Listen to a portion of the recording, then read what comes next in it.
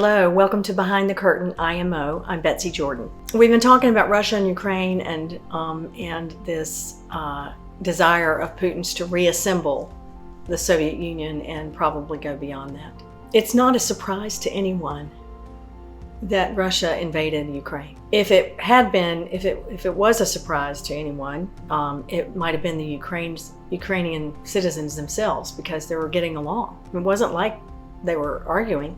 They were getting along. And it isn't like, Russia doesn't have access to water.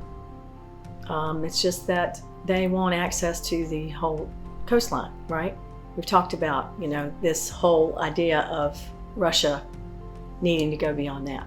But the implications of all of this go even further and deeper into our own country. When I see Congress people withholding from Ukraine, what I see is this. I see them basically going, no, we want Russia and us to be friends.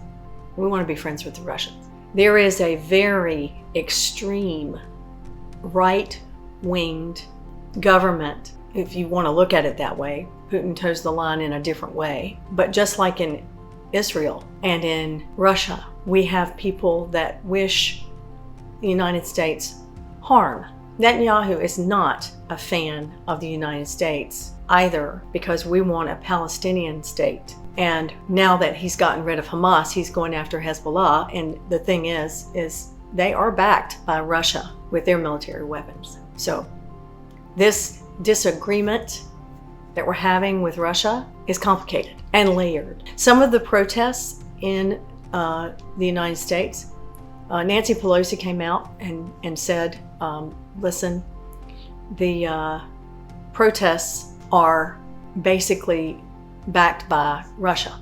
Well, the problem with saying that is that it feels to Americans like that's a little bit like crying wolf.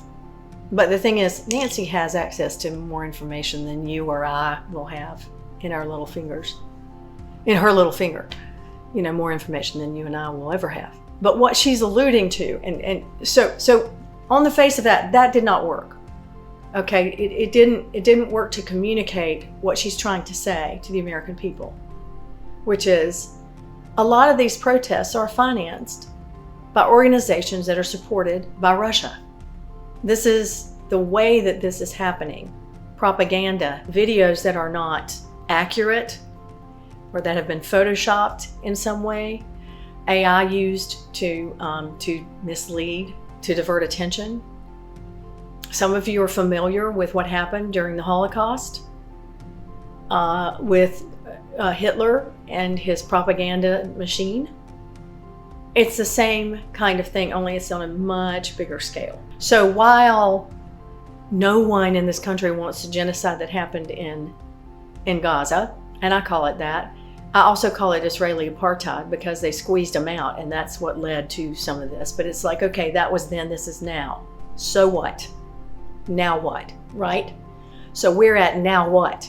Now what do we do when Israel is being attacked on three sides at least? And, we're needing to defend ourselves because we're being attacked in the Red Sea.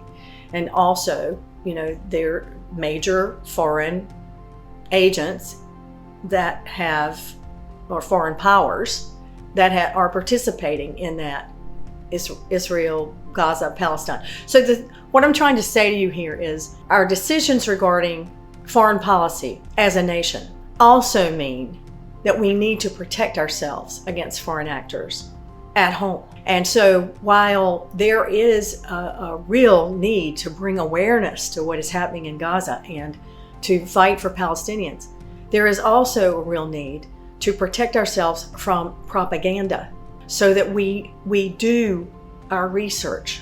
We do think about these things, because while you're being distracted, it's like a sleight of hand.